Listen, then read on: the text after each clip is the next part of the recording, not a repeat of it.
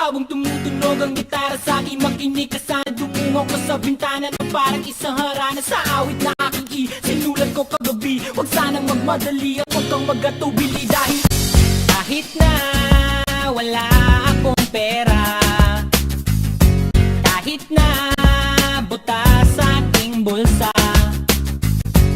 kahit pa maong ko'y kupas na, at kahit na marami